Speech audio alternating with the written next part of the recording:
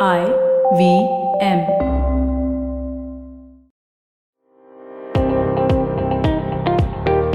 Welcome to All Things Policy, a daily podcast by the Takshashila Institution. We are a bunch of policy nerds based in Bengaluru, and we like bringing fresh perspectives to Indian affairs and Indian perspectives to global affairs. So grab a cup of coffee, sit back, and join us for today's chat. Hello and welcome to yet another Friday episode of All Things Policy. Today we're going to have a discussion that's a little different from what usually happens when I am hosting Friday episodes. Instead of talking just generally about interesting stuff that's happened in history, we're going to be talking about something that's a lot more big picture, probably the biggest possible picture when we're talking about planet Earth, and that is continents. Why is it that some continents are considered continents, whereas some other continents are considered subcontinents or not continents at all? This is something that we've talked about a little bit at Takshashila while I was still working here full time. Why is it that India is referred to as South Asia, or why is it that India is sometimes referred to as the Indian subcontinent? The nomenclature that we prefer, I'm sure you've noticed in our research outputs, is to call it the Indian subcontinent. But I have with me today my friend, educator and history communicator Arjunan Ullas. Welcome, Arjun. Thank you so much for being here today. Thank you for having me. And Arjun is going to be telling us about a rather interesting and somewhat revolutionary perspective that quite surprised me when he first mentioned it to me. And that is the idea that India is not a subcontinent. India is very much a continent. And there's a lot of very sensible reasons for saying that. The same measures that we apply to defining continents elsewhere in the world can very well be used to establish that India is a continent as well. One thing that I constantly bring up in my podcast, for example, is the fact that India is just about the size of Europe and is many times more populous and many times more diverse. And why is it that we persist in thinking about it as a single, unitary, monolithic kind of nation state when it's clearly much, much more than that? Now, all of these are things that we're going to be getting into over the course of the next half an hour or so. So without any further ado, let's actually get to the business of continents themselves. Why is it that continents move around the way they do? How is it that our world currently has the shape that it does? Arjun, can I begin by asking you to introduce us to the concept of plate tectonics, and how is it that the movement of continents has given us the geopolitical fabric as it is that we are so used to today? Yes, basically, plate tectonics literally means that you have large land masses moving at a large scale. So you have continental drift. So you have big chunks of land in the planet Earth that tend to keep moving and keep reshaping. We know of the famous case of the tip of Siberia and Alaska having been part of the same landmass, and now it's separate, and land masses keep moving away from each other. Right. So one such example is, of course, the Indian plate, which drifted away and merged into the greater Eurasian plate, thereby creating the Himalayas. So that's, in a nutshell, how plate tectonics tend to work. So you have large land masses, and this is not seen in any other planet in the solar system. You have large land masses that are constantly drifting apart or towards each other. So you've had historical land masses like Pangaea or Gondwana, which were set together as a chunk, as a supercontinent. This affected the evolution of life, the geography there, the climate conditions. So continents moving is a natural phenomenon, and it will keep happening forever. The sheer scale of what you're talking about kind of boggles the mind.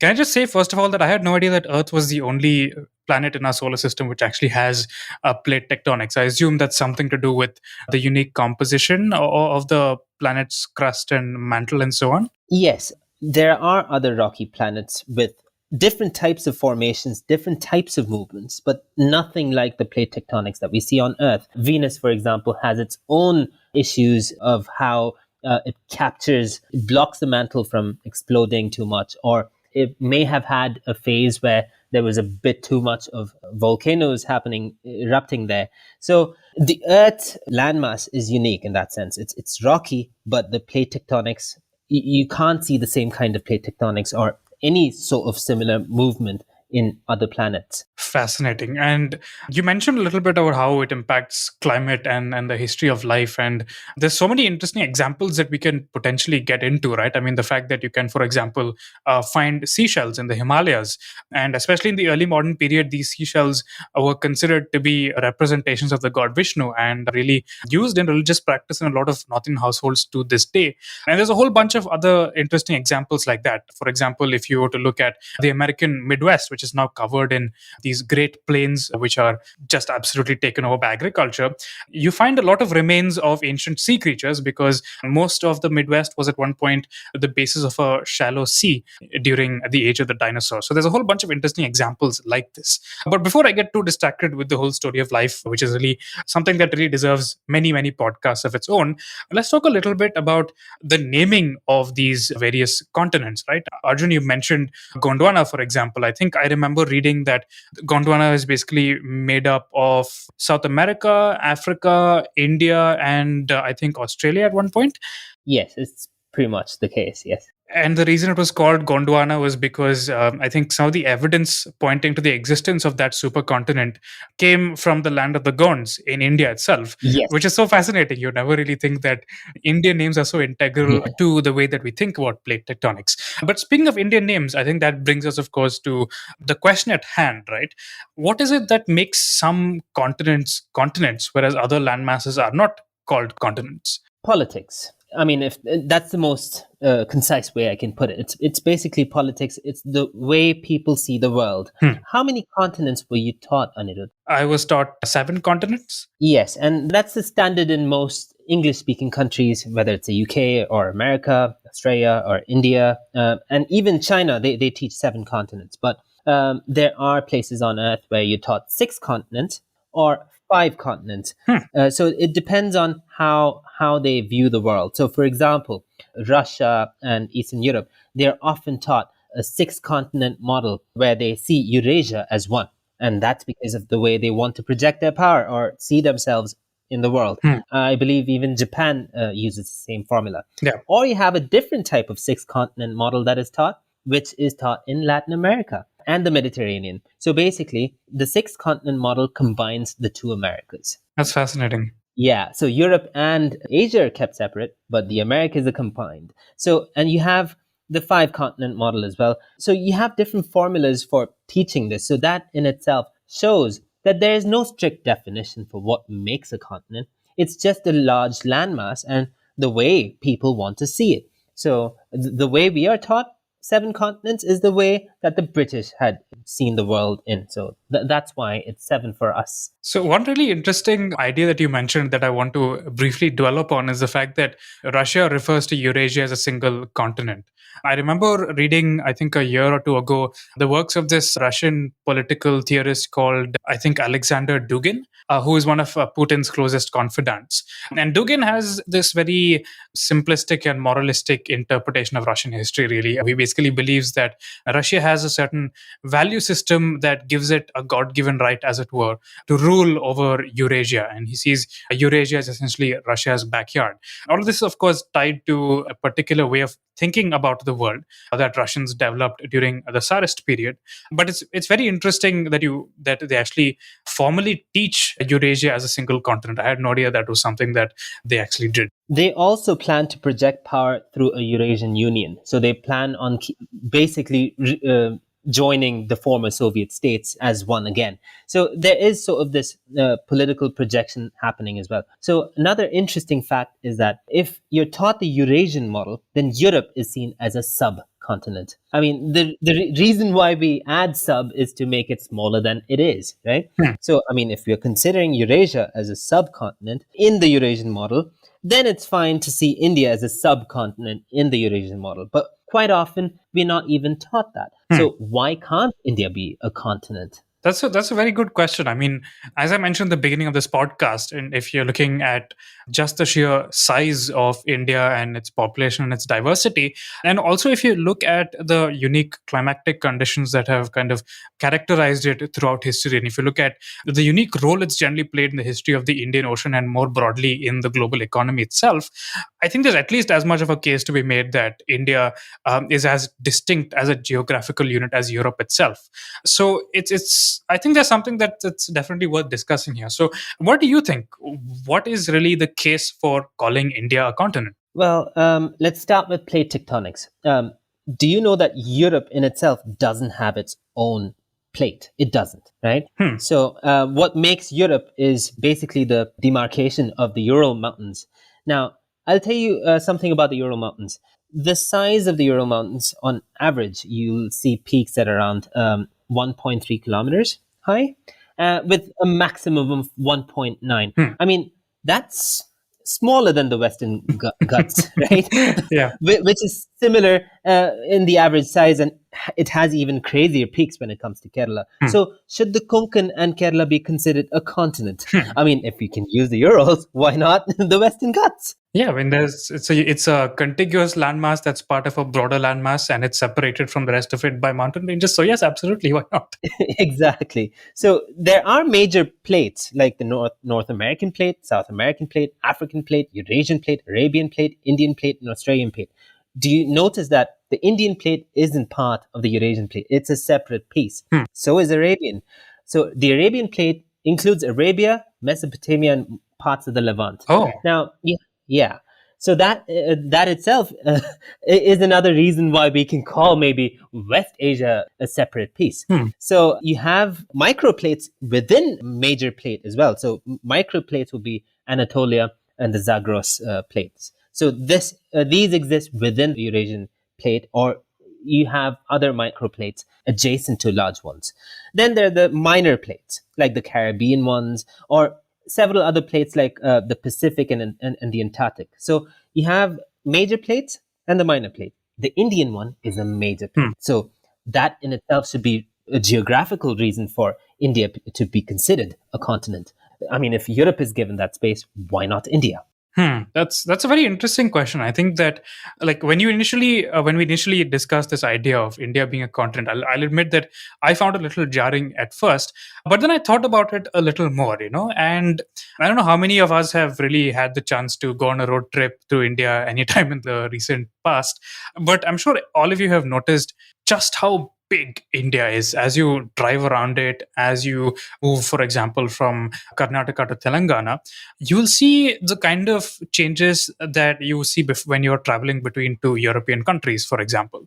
You will see signboards changing. You will see the pattern of settlements changing, the kind of crops that are grown changing. And of course, there will be zones of continuity, but there'll also be zones of very marked cultural and geographic difference. And as you travel more and more through India, and you start to realize just how big it is, and then you think about the sheer size of the Himalayas, you think about the size of Pakistan, of Bangladesh, of Afghanistan, and you think of the size of Sri Lanka. These are all massive, massive bits of land. And what really is the case to be made for them being any less historically important, barring in the last couple of 100 years or so when they were under colonial rule? What really is the case to be made for them being less historically important than any other part of the world? There's a lot of reasons to really think of India as a continent. As you think of it as a continent, you begin to respect more and more its sheer geographical diversity, the fact that it has these unique little climatic systems, these unique little political, social, religious ecosystems that have developed over these vast and really inconceivably vast. It's difficult to it's very easy to say that, okay, it's these many kilometers from Kashmir to Kanyakumari, these many kilometers from Arunachal Pradesh to Sindh or Balochistan. But none of those numbers really do justice to the sheer size of what we're talking about, the sheer diversity of peoples in this landmass. So once we start thinking of all these countries, all these states, as being these distinct entities equivalent to European countries, then it makes a lot more sense to start thinking of this region as a continent. That's something that I find out to be a very interesting kind of conceptual realignment that I've recently made in my head. And tying into your point, Arjun, about how politics and education plays such a big role in all of this, right? I think it's very interesting that though in a lot of ways modern India claims to have outgrown its British heritage, in a lot of other ways it really hasn't. The fact that we are still obsessed with English accents, for example, the fact that we still refer to ourselves as a subcontinent, and of course there are politics in the naming of, even in the calling of India as a subcontinent within this region itself. Because Pakistan, for example, might say that what is the reason for calling it the Indian subcontinent? Why can't it be the Pakistani subcontinent? I get the reasoning behind that. For that, I have recommended maybe modifying the name a little bit so it doesn't clash with the Republic of India. I don't know, maybe call it Indica or something different if needed. But what my main point still is the fact that it should be a continent more so than Europe does because it has its own plate. And when it crashed into the Eurasian plate, it created the largest peaks on Earth. The Himalayas have 110 peaks that are way over 7.3 kilometers. And we know the Mount Everest is 8.9, close to 8.9 kilometers, if I have my numbers correct. So how are the Himalayas, how can we even compare the Himalayas to something puny like the Ural range? Another reason that the Europeans would give is, of course, the size of Europe is larger than the Indian continent.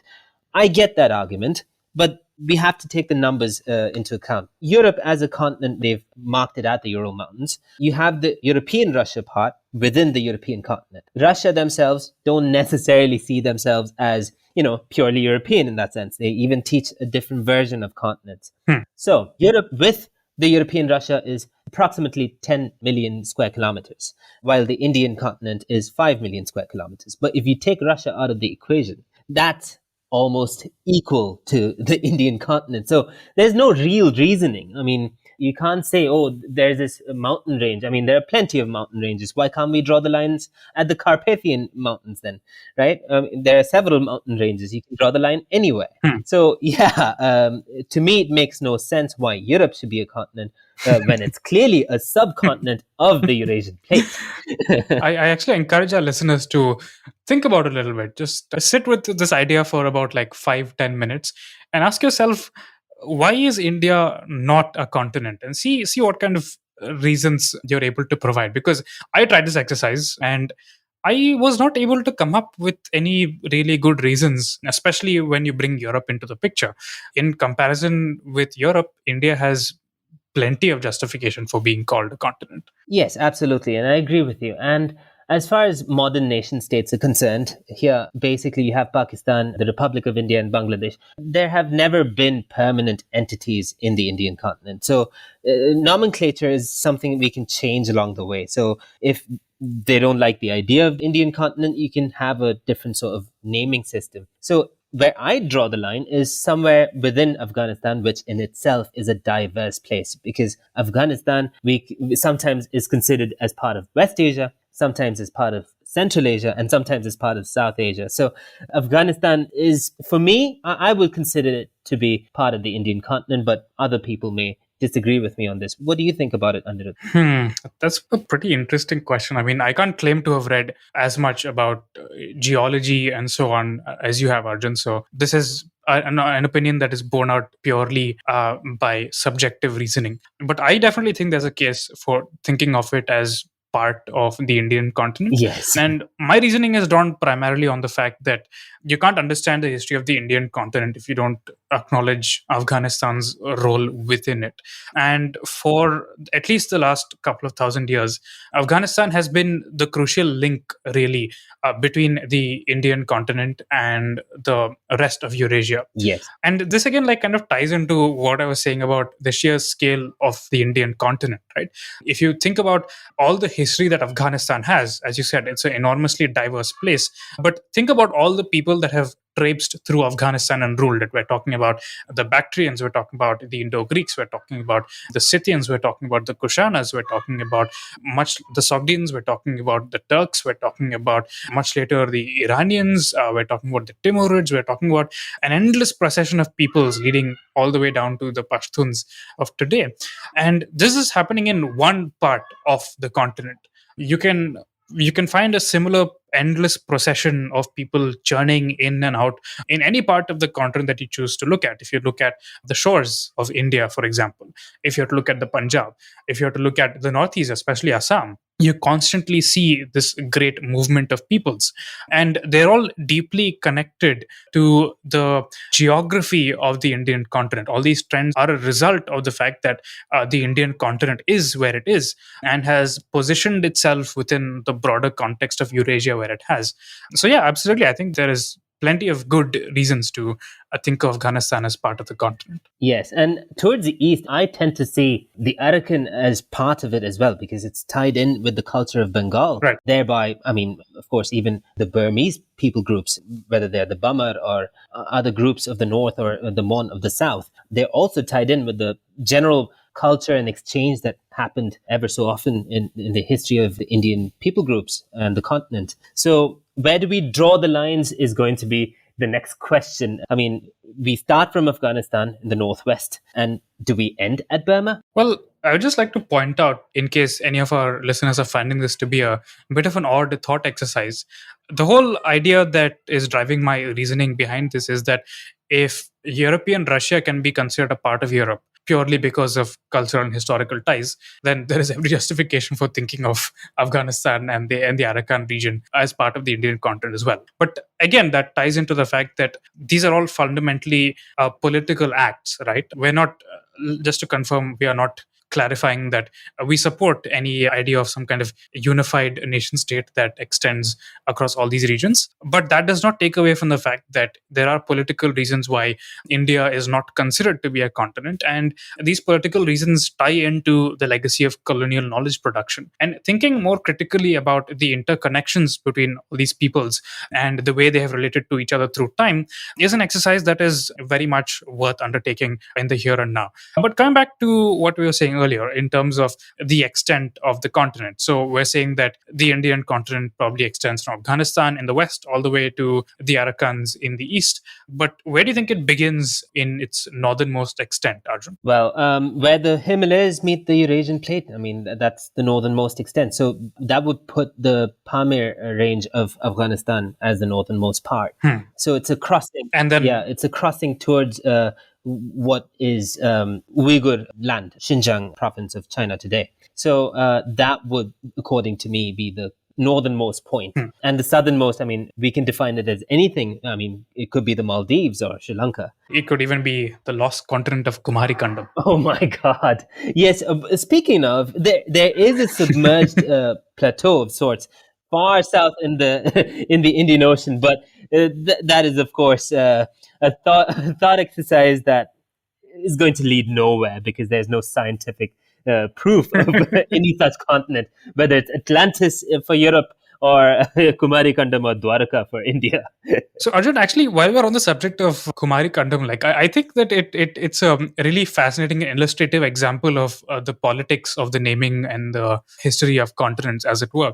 So for our listeners who aren't already familiar with famous lost continent that is supposed to lie in the Indian Ocean, basically some point in the 19th century, if I'm not wrong, lemur fossils were discovered in the Western Ghats. And as you know, lemurs are not found in India today, but they are found in Madagascar. And this was before the idea of plate tectonics had really fully taken shape.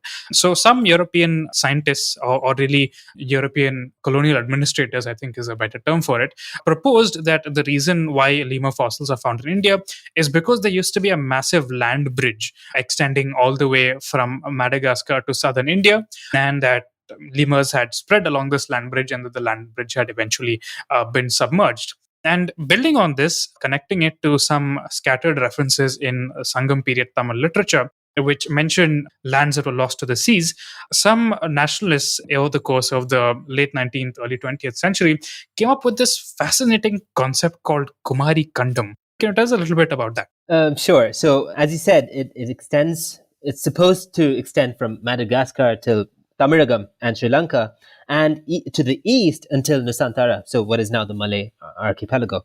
So, that would make it one of the biggest continents on Earth if it existed. So, it really did drive Tamil nationalism in the sense that, our people group, we came from this land and it was lost. Cities and landmasses being lost to the sea is a common phenomenon. And this is, of course, before plate tectonics discovered and understood. So that put Kumari Kandam as a serious contender for a submerged landmass. And that drove Tamil nationalism. And this is not the only case of a landmass being lost and that being the cause of nationalist feelings. Atlantis was often used in propaganda in Europe during the World Wars or before that, I believe. So this whole idea of land and human connection to the land, we came from so-and-so place and we deserve so-and-so treatment, is not new. Yeah. So Kumari Kandam, of course, was disproved, but it still exists within conspiracy theory circles and quite often among the general population in Tamaragam today. Once again, just tying this back to our earlier conversation, right, about how the naming and the imagining of continents is often a profoundly political act. And the only political act, just to confirm, that we are supporting here is to think a little more deeply about what makes continents and why a continent is a continent. So before we conclude, though, I think there's one final thing that I'm sure all of us noticed while we were in school. If you ever bought a map from your local Kirana store because you had to color in big countries or draw out major rivers and mountain ranges and so on, I'm sure you notice something a little odd about those maps. And namely, Greenland in those maps is usually larger than Africa is. Now, I'm not sure how many of you have been to Greenland and how many of you have been to Africa, but I'm sure that you've guessed that Greenland is in fact not larger than Africa is. And there is a particular reason why maps look that way. And I think challenging that, once again, offers us an interesting way to kind of think, once again, about the sheer size of the broader, quote-unquote, Indian continent. What are your thoughts on map projections, Arjun? So we have several types of map projections. It's not just the one type that we quite often see in many stores, and even that is changing. So what we see where Greenland is larger than Africa is called the Mercator Projection. So it's a projection that was used for nautical purposes. It was used for making the latitudes and everything align in straight lines. So that sort of projection had a particular purpose for navigation. So there are different types of projections. I think there are over 10 or 20 types of projections. So quite often what we are given in school is the wrong type, which is the Mercator type, which is absolutely useless for us to understand the sheer size of the world. And it was pushed because quite often the far reaches of the northern hemisphere are projected as larger because the Earth is a globe. It's not a flat surface. Sorry, flat earthers. It's a globe that's been stretched out to fit the straight latitudes here. So to fit that, Europe, of course, and Greenland and North America are projected to be much larger, which sat well with the colonial narrative of that time. But it has to be rejected today. And there are several schools in Europe that are switching to equal Earth projections or any different type of projection that looks more realistic. So I'm not sure if you've noticed the equal Earth projection. You'll notice that the Indian continent itself is much larger than the tiny piece of land that we see in the Mercator projection, which is comparable to maybe France in that sort of projection, which we know is not the case. I mean, France is not even as big as the Hindi heartland. So the Mercator projection, it should be rejected in the school system. Exactly. But it's, of course, useful in various other purposes, like nautical reasons or any other navigational purposes. Before we wrap up, though, Arjun, I was just wondering if you could draw out that point you mentioned about France not even being as large as the Hindi heartland. Can you give us a little bit of a sense of the sheer scale of the Indian continent by comparing European countries to regions within it? I mean, if you look at, let's take a small state, Kerala. right? If you take the size of Kerala, I mean, a stretched out piece of land, it's longer than it's wide, which reminds me of Portugal. So if you compare the length from the northernmost point of Portugal to the southernmost point, it's not so different from that of Kerala. But of course, Portugal is a little fatter. That makes it twice or thrice as bigger. But you can compare Kerala to, of course, the Netherlands in that sense. Netherlands, as we know, is a small country in Europe.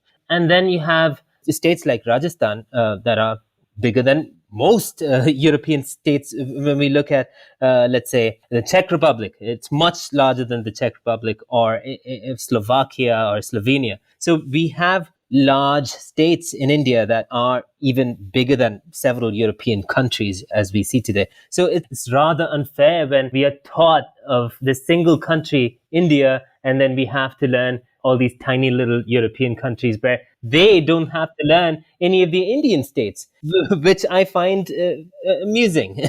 Yeah, it really is quite amusing, I think. And I think that this stereotype of India just being this tiny, overpopulated country comes across very clearly in a lot of Western media. It, of course, is changing to some extent today. But how many of our listeners have seen a Western TV series where the only Indian city that is considered to be worth depicting is Mumbai? How many of you have seen examples of Western TV series where the only Indian kingdoms that are worth talking about, or only Indian forts that are worth being seen, are those of Rajasthan? The representation and misrepresentation of India and the Indian continent is a profoundly political act, and challenging the way that we think about that can be a very interesting intellectual exercise in terms of just coming to grips with the sheer scale of the historical heritage that all of us are today the inheritors of. On that note, I think we can bring today's conversation to a close. Arjun, thank you so much for joining us today. It was a pleasure. To all of you, if you're interested in the conversation that we just had, I highly recommend you follow Arjun on Instagram. He's constantly putting out really fascinating educational content. There you'll find a link to his profile. It's Geopolitics Dude in the description of this podcast. As always, I'm Anirudh. You are going to hear from me next week with some more interesting perspectives on India's vast history and culture and society. Thank you for being here today, and thank you for listening to All Things Policy. If you liked our show, don't forget to check out other interesting podcasts on the IVM network. You can tune into them on the IVM Podcast app, ivmpodcast.com, or wherever you listen to your podcasts. You can also follow IVM on social media. The handle is @IVM Podcasts on Twitter, Facebook, and Instagram. And hey, if you'd like to dive into Takshashila's research on technology, strategy, and economic affairs, check us out at our Twitter handle @TakshashilaINST or our website takshashila.org.in. I hope you enjoyed that show. If you aren't following us on social media, please do. We're IVM Podcasts on Twitter, Facebook, and Instagram. We'd like to thank the sponsors on the network this week, Siet and Cred. We really appreciate the support. It is what makes this possible. So it was a fun week on Cyrus Says. We had guests like Dolly Singh, we had Guneet Monga, we had Kamya Jani of Curry Tales, and Cock and Bull as we always did. Do check it out. I think you'll really, really enjoy that. On Paisa Vaisa, we crossed 300 episodes, and Anupam was joined by Akhil Handa, the digital head of Bank of Baroda. All Things Policy discussed topics like the 100 years of China's Communist Party, the Facebook versus the Government of India case, and the evolution of Indian science. On the Wire Talk, Siddharth Bhatia was joined by Gautam Bhatia to discuss the Central Vista project and why it's attracting so much flack. Sadaf and Archit are back on the Non-Curry podcast, and this time they raise the temperatures as they discuss the beloved spice mirchi. On the Millennial Athlete, this week Tanvi and Shlok speak to Sarita Chauri, a visually impaired judoist. And finally, I want to ask you all to give a listen to the Triangle Offense. Anybody who has heard me talk on a podcast knows I can't shut up about basketball, and these guys know more about it than I do. So if you enjoy basketball, do check this out. Nishant and Munish do an excellent job with this show. I was one of their guests a few months ago, which is how I met them and tried to convince them to come onto the network, and they're finally here. So definitely do check this out. Show's available on all major podcasting platforms, but they also have a daily YouTube episode, which is available on the IVM Podcast channel. And with that, I hope to see you again next week. Feeling overwhelmed, anxious, struggling with too many obstacles, don't know where your life is headed? Well, If you are dealing with one or all of these, tune into the Positively Unlimited podcast, because in each episode, I share a life lesson, a life hack, a pro tip that can help you get your life back on track. All episodes are available on the IVM website, IVM Podcast app, or wherever it is that you get your podcast from.